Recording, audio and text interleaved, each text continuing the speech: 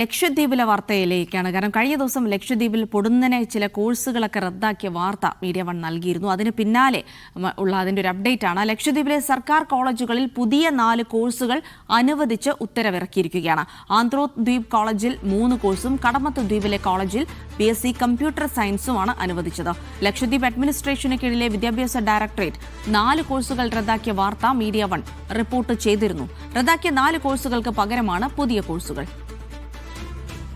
സാജിദ് അജ്മൽ വിവരങ്ങൾ നൽകും. സാജിദ്, കഴിഞ്ഞ ദിവസമാണ് 4 കോഴ്സുകൾ, അതും അഡ്മിഷൻ പ്രോസസ്സൊക്കെ നടക്കുന്നതിനിടെ വളരെ പെട്ടെന്ന് റദ്ദാക്കിയ വാർത്ത നമ്മൾ നൽകിയിരുന്നു. അതിന് പിന്നാലെ ഇപ്പോൾ 4 പുതിയ കോഴ്സുകൾ കൂടി നൽകിയിരിക്കുന്നു. അപ്പോൾ റദ്ദാക്കിയ കോഴ്സുകൾക്ക് പകരമാണോ ഇപ്പോഴത്തെ കോഴ്സുകളെ കാണേണ്ടത്?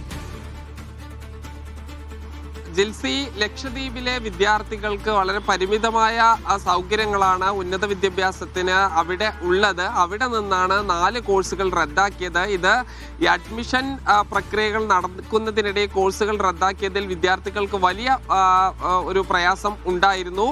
എന്തായാലും നമ്മൾ കഴിഞ്ഞ ദിവസം വാർത്ത നൽകിയിരുന്നു. ഇതിന് പിന്നാലെ ഇപ്പോൾ പുതിയ 4 കോഴ്സുകൾ നൽകിക്കൊണ്ട് ഈ ലക്ഷദ്വീപ് അഡ്മിനിസ്ട്രേഷന്റെ വിദ്യാഭ്യാസ ഡയറക്ടറേറ്റ് ഉത്തരവിറക്കിയിരുന്നു.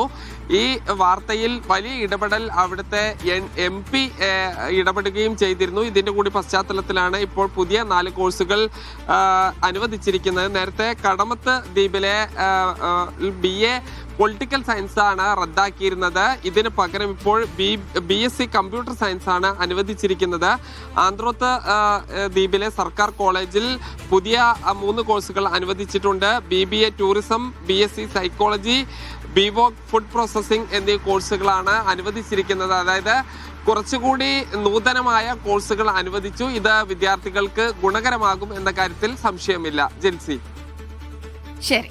അപ്പോൾ 4 പുതിയ കോഴ്സുകൾ അനുവദിച്ചിരിക്കുന്നത്. നേരത്തെ തന്നെ ആശങ്കയിലായിരുന്നു അവിടെ പുറത്തുപോയൊക്കെ പഠിക്കേണ്ടി വരും വിദ്യാർത്ഥികൾക്ക്. എന്നാൽ 4 പുതിയ കോഴ്സുകൾ കൂടി അനുവദിച്ചിരിക്കുന്നത് അവരെ സംബന്ധിച്ചിടത്തോളം ആശ്വാസകരമാണെന്നാണ് സാജിദ് അജ്മൽ പറയുന്നത്. നമ്മുടെ